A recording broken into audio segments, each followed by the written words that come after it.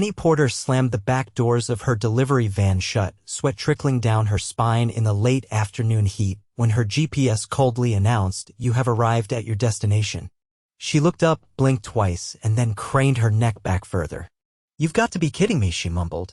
The estate in front of her was more castle than house, 6 stone archways, a circular driveway with a marble fountain in the middle and ivy climbing up the massive front pillars like something out of a movie. She double-checked the box in her hands. "Hand delivery only," it read in gold script. No company name, no return address. Just a signature required and a ridiculously specific delivery window. Penny adjusted her baseball cap and marched toward the front door, box in hand. "One box, one signature, and I'm out," she whispered like a mantra. The oak door towered over her, and before she could even knock, it opened. And standing there in black slacks, a crisp white shirt with the sleeves rolled up, and an expression that said he didn't have time for nonsense, was the most unfairly attractive man she'd ever seen. "Can I help you?" he asked, his voice smooth but firm. Penny blinked. "Yeah. I've got a delivery for someone here. It's marked urgent, hand delivery only." He raised an eyebrow, glanced at the box. "I wasn't expecting anything." "Well, congratulations," she said, holding it out. "Now you are." He stared at her face a moment too long. "You're not from a courier company?" Penny shifted on her feet. "Nope. I freelance. Small business. You want it or not?" His gaze dropped to the box. He took it, then looked back up at her, that intense stare still locked in. "You drove all the way out here for this? Paid by the mile? Plus a tip if I get a signature," she said, pulling out a pen and clipboard. He signed without looking. Ronan Ashford. Of course his name was Ronan. It sounded like it belonged in a whiskey ad. "And you are?" he asked, handing the clipboard back. "Penny Porter." She tucked the clipboard under her arm. "All right. Enjoy your mystery box, Mr. Ashford."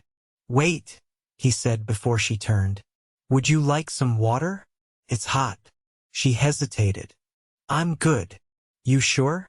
I've got air conditioning. And Pellegrino." She laughed. "Wow. Fancy water. Tempting." He gave a short laugh. "You're not like the people I usually deal with." "I'll take that as a compliment." It was meant to be. Something about the way he looked at her made her stomach flip. It wasn't flirtatious. It was curious. Intrigued. Like he was trying to figure her out. And she wasn't used to that. "I should go," she said quickly. Ronan nodded, but his eyes didn't leave her. "If you ever need work, I have a staff opening." "I'm not a maid." "That's not what I meant." She gave a half smile. "Thanks for the offer, but I've got deliveries lined up." "Good luck with your box." He nodded again, but this time slower. "Maybe I'll see you around, Penny Porter." She left without answering, her heart beating a little too fast as she slid back into her van. That should have been the end of it. But the next morning, her phone rang. A deep voice on the other end said, "I need another delivery." She nearly dropped her bagel. "Mr. Ashford? Call me Ronan. I'll pay double."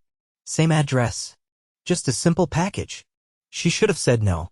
But instead, she found herself back at the estate 2 hours later with a small velvet box in hand. "Jewelry?" she asked, raising a brow.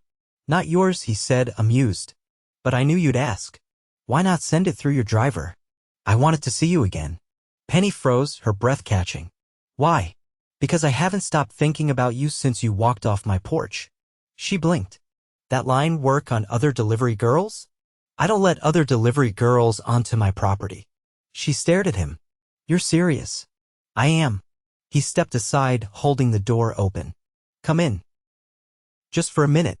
Against her better judgment, she walked through the massive doorway into a foyer that looked like a museum. Marble floors. A staircase that split in 2 directions. A chandelier that probably cost more than her van. "Wow," she muttered. "You're impressed. I'm wondering how the hell anyone lives in a place like this without echoing every time they sneeze." He laughed. "You're not afraid to say what you think." "Should I be?"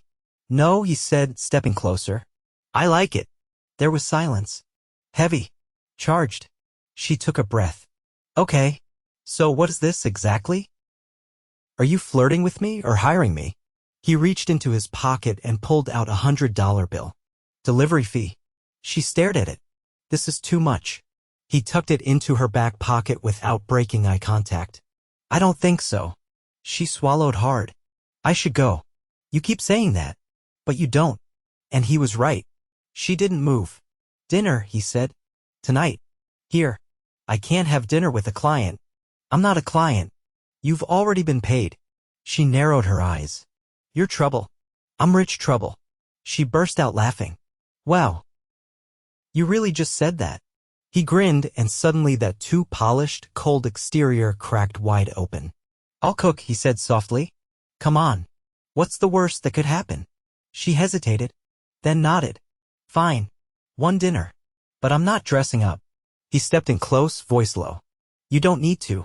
That night, Penny stood in front of her mirror, jeans and a plain white tee. Her hair was in a bun, her lipstick minimal.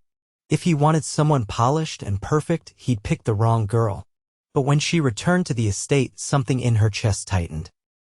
He greeted her without a suit, wearing a black long-sleeve shirt and dark jeans. The dining room was set with candles, 2 plates, and the smell of roasted garlic in the air. You cooked? She asked, brows raised. I bribed my chef to make it look like I cooked. She laughed. At least you're honest. He pulled out her chair. Always. As the night went on, she found herself laughing more than she had in a long time. He wasn't what she expected. He was thoughtful, sharp, a little damaged around the edges, but real.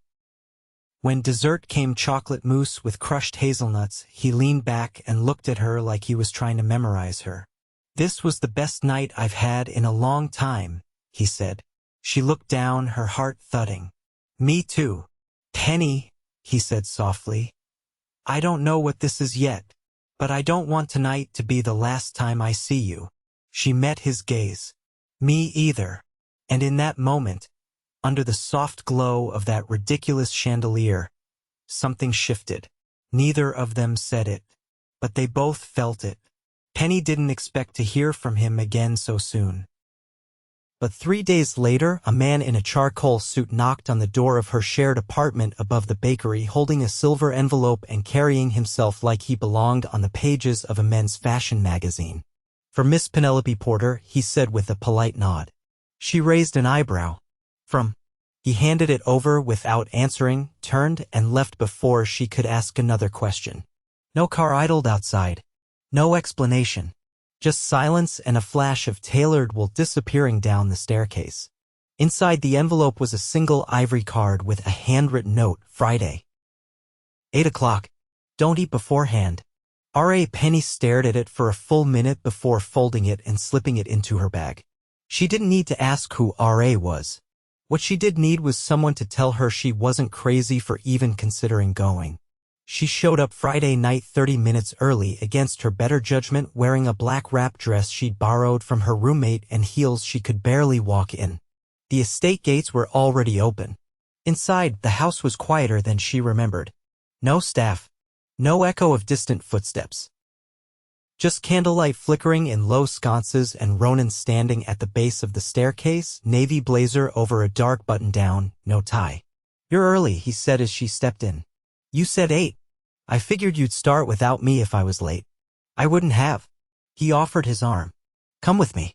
She hesitated before resting her hand on his sleeve. Where are we going? Somewhere quieter.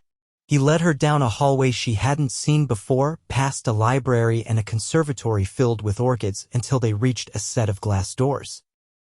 Beyond them, a stone terrace overlooked a perfectly still lake, rimmed with lanterns and a long linen-covered table set for 2. You did all this for dinner? She said, stepping out into the cool night air. For you. He pulled out her chair. I thought you should see this place at night. It's the only time it feels like mine. Once seated, she glanced at the table ceramic bowls of saffron risotto, warm bread, grilled figs with honey. No servers. No interruptions. Just the soft lapping of the lake and the faint sound of cello music playing from a speaker tucked behind a potted lemon tree. You said you weren't a client, she said after a few bites. So what exactly do you do, Ronan Ashford? He didn't answer right away. Instead, he poured her a glass of white wine, the bottle labelless. I own property, he said finally. Hotels, real estate holdings, some tech investments, and one failing vineyard in Italy I refuse to let go of. She set her glass down. How failing? Think romantic ruin with excellent sunsets. And why keep it? He looked at her then, not smiling but not cold either. Because not everything has to turn a profit. She leaned back in her chair. That's a luxury most people don't get. I'm aware. You don't sound proud of it. I'm not ashamed either. I just don't talk about it with most people. She toyed with a figure. So why me? He didn't hesitate. Because you're not afraid to ask questions. And you don't pretend to be impressed when you aren't. She tilted her head. That's supposed to flatter me? No. Just stating facts. They ate quietly for a moment. Penny kept glancing across the lake where the reflection of the moon danced in the water. Who lives here? She asked eventually. Just me. A pause. It's too much house, I know. Then why stay? His eyes didn't leave hers. Because I've been waiting for someone to walk through the door and make it feel like less of a museum. She blinked. You don't even know me. I know you don't flinch when I speak the truth. She lowered her gaze, suddenly aware of her heartbeat again. Can I show you something? He asked, standing. She followed him down a stone pathway that curved around the lake, the lanterns casting soft pools of gold beneath their feet. They stopped at a boathouse. Inside, tucked beneath a canvas tarp, was a sleek wooden speedboat. My father built it when I was 10, he said. I helped him sand the hull. She looked at the polished wood. It's beautiful. He never took it out. Said the lake was too small. So why keep it? He turned to her. Because memories don't need to make sense. There was something vulnerable in the way he said it. Not rehearsed. Not performative. Just real. You lost him, she asked softly. Both of them. Years ago. She nodded, not pressing. What about you? He asked. Family? My dad's around. Works in landscaping. My mom left when I was 12. Haven't heard from her since. I'm sorry. I'm not. Sometimes absence is a gift. He looked at her like he understood more than he let on. You're tougher than you look. She exhaled a laugh. I have to be. They stood there, the night wrapping around them like velvet, the boat creaking gently in its cradle. I don't usually do this, he said quietly. Invite delivery girls to dinner? No, he stepped closer. Let anyone pass this place. Past me. His hand brushed her forearm. She didn't pull away. I'm not asking for anything, he said. I just wanted you to know. Penny swallowed the lump rising in her throat. I don't know what this is, Ronan, but it's not nothing. He stepped back a fraction. Let me take you home. They drove in silence, his hand steady on the wheel, her heart a mess of questions. When they reached her building, he walked her to the door, not saying a word until she turned the key. Penny, he said, his voice low. If this is too much too fast, say so. I'll back off. She looked up at him, tired but lit up inside. I don't want less. I just want real. He nodded once. You'll have it. And then he was gone, the black car melting into the night, leaving her on the stoop with her heart thudding like it hadn't in years. Penny was halfway through a breakfast shift at the cafe, balancing a tray of cappuccinos in one hand and a plate of croissants in the other when the door chimed and silence swept the room like a sudden gust. She didn't need to look up. The energy shifted too fast, too sharply. When she did glance at the entrance, there he was. Ronan Ashford. In a gray cashmere coat, dark scarf, and boots that didn't belong anywhere near a bakery floor. His eyes found hers instantly. You're really bad at blending in, Penny said as she approached the counter, tray still in hand. I'm not trying to blend in, he replied, scanning the room. Is there somewhere we can talk? I'm working. I can wait. She nodded toward the back. Give me 5 minutes. He sat at a corner table, folding his coat over the chair beside him like he owned the place. Customers whispered behind menus. One woman pulled out her phone and angled it discreetly toward him. By the time Penny returned, apron off and sleeves rolled up, she was already regretting letting him in. "You can't just show up where I work," she said without sitting. "I didn't know how else to get your attention. You could have waited for me to call. I don't wait well." She crossed her arms. "What's going on?" He pulled a small envelope from his coat pocket and slid it across the table. "I need a favor." She looked at it but didn't pick it up. "I thought you wanted me for me. Not for errands." "I do. But this is different." Her eyes narrowed. "How?" "I'm hosting an event tomorrow night. It's a fundraiser gala. Black tie, press everywhere. I want you to come." She blinked. "With you?" "Yes." "Why?" He leaned forward. "Because I'm tired of showing up with women who don't know the difference between a performance and a moment. I want someone real. I don't own anything that fits in at a place like that. I already had something sent to your apartment, just in case you said yes." She stepped back. "You bought me a dress?" "No. I sent a stylist with several options. You choose. Or don't. But if you come as you." She stared at the envelope. "What's actually in there?" "An invitation. And a note. Nothing else." She picked it up, sliding a finger beneath the seal. Inside was a single card with her name in calligraphy, along with the event details and one line beneath it: "Bring the only thing they can't buy." She looked up. "What does that mean?" "Your honesty. Your presence." Penny sat down slowly. "You really think I belong at something like that? I don't want anyone there who doesn't." She hesitated. "You know they'll talk. I'm counting on it. And you're okay with that?" He leaned back in the chair. "I stopped living for approval years ago." She tapped the card against her palm. "I'll think about it." Ronan nodded once. "That's all I ask." When he left, she watched the door swing shut behind him, her chest tight with something she couldn't name. 3 co-workers hovered nearby, pretending not to eavesdrop. "You know who that was?" one whispered. Penny didn't answer. She just slid the card into her back pocket and returned to work. The next night, she stood in front of the mirror in her bedroom, heart-thudding. The dress she'd chosen wasn't flashy deep navy, floor-length, with delicate straps and a low back. It fit like it had been made for her, but it wasn't the fabric or the cut that made her hesitate. It was what it meant. Showing up. Being seen. At 7:45, a knock came at her door. She opened it to find a chauffeur in a tailored black suit. "Miss Porter? Your car is ready." The town car was sleek and silent, the leather interior perfumed with something expensive and subtle. When they pulled up to the Ashford estate, it had been transformed. A canopy of lights arched over the entrance. Valets in formal wear moved with precision. Guests exited cars in gowns and tuxedos, some pausing for photographers who hovered near the gate. Penny's palms were damp as she stepped out. She barely made it halfway up the steps before Ronan appeared. He didn't say a word, just looked at her like she'd stolen the breath from his lungs. She raised an eyebrow. "You're staring." "I'm trying to remember this exact moment." "You think I'm going to disappear?" "I've never been more certain you're real." He offered his arm. She took it.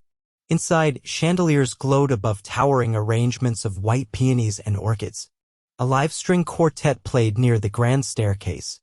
Waiters moved through the crowd with trays of champagne and hors d'oeuvres Penny couldn't pronounce. As they entered the ballroom, heads turned. Ronan didn't flinch. He guided her through the crowd like she belonged on his arm, like she'd always been there. "Who is she?" someone whispered nearby. "Not his usual type," another voice replied. Penny leaned in. "They're right, you know. I'm counting on that." He led her to the center of the ballroom just as the music shifted. "You're not about to ask me to dance in front of all these people," she said. "I am. I don't know how to waltz." "Then we'll make up our own rules." His hand slid to her waist. She placed hers on his shoulder, trying to ignore the eyes, the flashes, the weight of it all. "Why are you doing this?" she asked quietly as they moved. "Because I wanted them to see what I fought to find." Penny swallowed hard. "You barely know me. I know enough." The song ended. Applause echoed. Penny stepped back, breath short. "Come with me," he said, taking her hand again.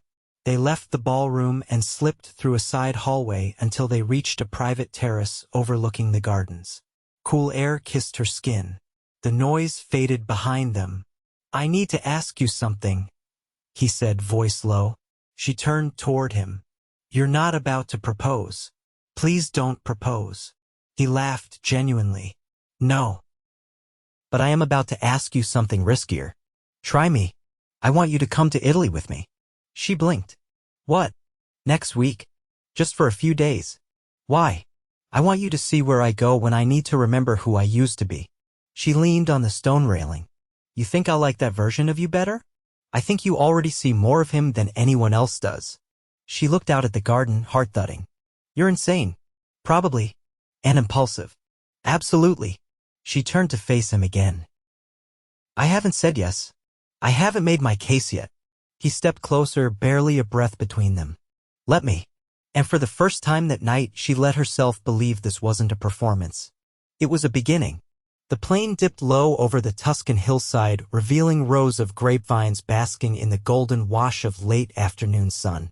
Penny leaned against the window, shoes kicked off, legs folded beneath her. The vineyard stretched below them like a painting, serene, sun-drenched, and somehow untouched by time. Ronan hadn't said much during the flight, but his hand had never once left hers. It wasn't possessive. It was quiet reassurance, the kind that said, "You're not alone anymore." When the wheels touched down on the private airstrip nestled between olive groves, she turned toward him. "You really own all this?" "I inherited it. But it only matters because I brought you here." She didn't answer. Her chest was too full of things she didn't know how to say yet. The drive to the villa was brief. A restored stone estate with blue shutters and winding paths led to a terrace shaded by cypress trees. It was elegant in a way that didn't try weathered and lived in, like a place that had seen both joy and hardship. Inside, the house smelled of citrus and wood smoke. A housekeeper greeted them, nodded to Ronan, and disappeared down a hallway without a word. He turned to her. "I come here when I need the world to quiet down." Penny walked across the terracotta tiles, fingers brushing the edge of a worn oak table. "It's beautiful. I thought you'd say that. But it's not the view I wanted to show you." He led her through a set of back doors, down a gravel path that opened into a secluded garden. In the center stood a stone bench and a weathered archway covered in white blooms. "What is this place?" "My mother planted this. She called it her waiting garden." Penny looked at him, puzzled. She used to say everything important begins in silence. She'd sit here for hours, especially after my father passed. Penny took a seat on the bench and he joined her. "She always thought I'd bring someone here someday," he said. "Someone who didn't care about my name or what I owned." Penny looked down at her hands. "I don't know what I'm doing, Ronan. I don't know how to be part of your world without losing myself." "I don't want you to be part of my world," he said. "I want to build something that's ours." She stayed quiet for a long moment. Then, softly, "What if it falls apart? Then we start again. Together." Just then, a warm breeze stirred the garden, sending a few petals drifting down around them. Penny reached for one and held it in her palm. "I've spent so much of my life building walls. I never thought they'd come down this fast." "Neither did I," he said. "But you knocked them over like they were nothing." That night, under the stars, they laid on a blanket in the vineyard, the scent of lavender thick in the air. He told her about the first time he visited the estate alone, how he'd nearly sold it out of grief. She told him about the time she was 16 and tried to start her own courier company with a borrowed bike and a stack of flyers. When she laughed, he looked at her like it was the first time he'd heard the sound. When she cried, remembering the years spent wondering why her mother never came back, he held her without trying to fix it. The next morning, she woke to the smell of espresso and the sound of birdsong. Ronan was pacing the terrace, barefoot, phone to his ear. His voice was clipped, but calm. "You said the offer was firm. I'm not interested in renegotiating. If they want it, they'll respect the terms." He ended the call and looked over at her, something unreadable flickering in his eyes. "You okay?" she asked. He nodded. "Business. Nothing urgent. You're different here. I'm who I was before the money. I like him." He walked over to her, leaned down, and kissed her forehead. "So do I. Especially when you're with him." The rest of the week blurred sunsets over the hills, wine tastings with the vineyard manager, slow dinners on the terrace. They didn't talk about what came next, but it hung between them, undeniable. On their last day, she wandered into the cellar. Dusty bottles lined the shelves, each labeled by year. She found one labeled with the current year and below it a handwritten tag for the one who changes everything. She turned to find Ronan behind her. "You wrote this?" He nodded. "The day after our first dinner. You didn't even know me." "I knew enough to hope." Her breath caught. "You know I didn't come looking for this." "I know. And I'm not perfect." "Neither am I." She stepped closer. "You're really sure about this?" He reached into his pocket and pulled out a small velvet box. Her heart stopped. "Don't panic," he said quickly. "I'm not proposing." She exhaled hard, laughing through the nerves. He opened the box. Inside was a gold key on a delicate chain. "I want you to have access to this place. Always." She looked at it, stunned. "You're giving me a key to your vineyard?" "I'm giving you a key to the one place I've never shared with anyone. A place that only feels like home now that you've seen it." She reached for it slowly. "I don't know what the future looks like," she said, "but I know I want to find out with you." He pulled her in, wrapping his arms around her like he was anchoring himself. "I'm not going anywhere, Penny Porter." 2 weeks later, they were back in the city. The delivery van was gone. She'd sold it to a kid just starting out. Ronan had offered to buy her a fleet of new ones. She said no. Instead, she opened her own logistics business, small, scrappy, and hers. He rented her a storefront near the estate. She insisted on paying him back in full over time. Their first summer together, they returned to Italy. They didn't need to say they were in love. It was woven into everything: how he poured her coffee before she woke, how she kept a pair of his shoes at her place just in case, how their arguments never ended in silence but in understanding. Ronan never tried to change her. Penny never asked him to give up the life he'd built. Instead, they carved a new space, somewhere between two worlds, where both of them could breathe. And on the second anniversary of that first delivery, Penny stood in the garden beneath the white blooms, holding his hand, wearing a dress that wasn't borrowed but bought with her own money. There were no cameras, no gala, just a handful of people they loved. "I didn't expect to fall in love with you," she whispered as they faced each other. He smiled, eyes bright. "I didn't expect a cardboard box to change my life." The vows were simple, the kiss certain, and as the sun dipped behind the hills, Penny leaned into him, heart steady, knowing she had found not just a man but a home. The morning light filtered through the linen curtains of their shared bedroom in the villa Penny now called home for half the year. Ronan stirred beside her, his arm already reaching instinctively, pulling her closer before he even opened his eyes. "I was dreaming about you," his voice came low and rough. She turned to face him. "Good dream or bad?" "That depends," he whispered, brushing her hair away from her face. "Are you planning to disappear again?" "I haven't left your side in months." "That doesn't mean I've stopped waking up afraid. I imagined all of it." "You didn't." She leaned in and kissed him. "I'm still here." Later that day, Penny stood outside the vineyard's tasting room, clipboard in hand, directing a small team of employees. What had once been a crumbling corner of the estate was now a thriving part of their shared work, a boutique wine label they'd launched together, one that honored the legacy of Ronan's family while forging something entirely new. She never thought she'd be using logistics spreadsheets to manage a vineyard's shipping schedule, but here she was making it work her way. Ronan approached, dressed down in navy slacks and a rolled-up shirt, holding 2 glasses of their newly bottled vintage. "I've been told this might be our best batch yet," he said, handing her one. She took a sip, eyes closing. "It's bold." He watched her carefully. "Too bold." "No," she said, licking her lips. "It's honest. Like it's not trying to impress anyone. Just like you." She gave him a look.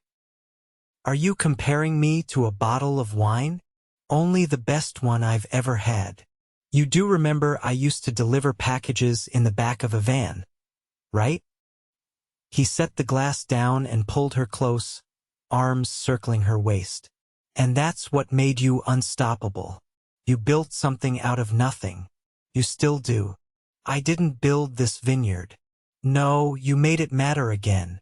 A soft breeze stirred the vines around them, and for a moment, neither of them said anything. It was enough just to be here, together, with no more pretending, no more waiting. That evening, as the sun melted behind the hills, they hosted a small dinner party for the team. The long wooden table in the garden was filled with laughter, lanterns strung overhead casting flickering shadows. No press, no investors, just people who had come to believe in something deeply rooted and carefully nurtured. After dessert, Ronan stood and tapped his glass. "I never thought I'd say this," he began, "but the best thing I ever did was answer the door to a woman carrying a box and looking like she had no time for nonsense." Laughter rippled through the group. Penny covered her face with her hand, cheeks flushed. "She told me she wasn't a maid, refused to flatter me, and left before I could remember how to flirt. I didn't know it then, but that was the moment everything changed." He turned to her. "You didn't just walk into my world. You flipped it upside down and made it worth living in." Penny stood, walked over, and took the glass from his hand. "If you're going to make me cry in front of everyone, at least let me do it with wine." He reached into his pocket and pulled out a folded piece of paper. "There's one more thing. No more surprises, Ronan. You know how I feel about those. This one's different." He unfolded the paper and handed it to her. It was a deed, her name printed beneath his. "You put my name on the vineyard?" "I didn't put it there. You earned it." She blinked. "You're serious.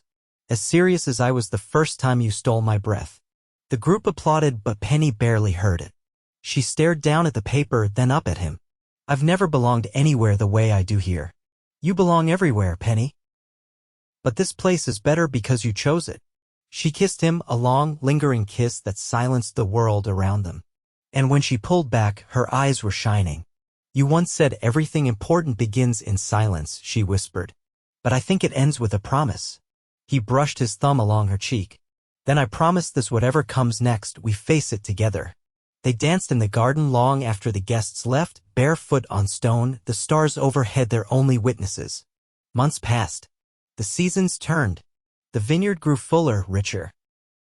Penny's business blossomed too. Her logistics firm now partnered with vineyards across Europe, expanding quietly but steadily. She refused to take shortcuts. She'd earned everything the hard way, and she wouldn't have had it any other way. They didn't rush marriage. They didn't need to. What they had was already unshakable. But one spring morning, Penny found a note tucked inside her breakfast napkin. No velvet boxes this time, no grand stage. Just a handwritten line in Ronan's unmistakable scrawl. "Meet me in the waiting garden." She found him beneath the archway, a single wildflower in his hand. "I don't need a ceremony," she said quietly. "But if we're doing this, I want it to be here." He took her hands. "Then here it is."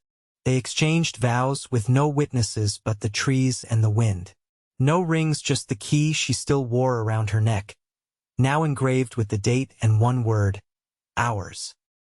Years later, the vineyard was thriving, the business was booming, and every morning began with fresh air, strong coffee, and the kind of love they'd never thought they'd find.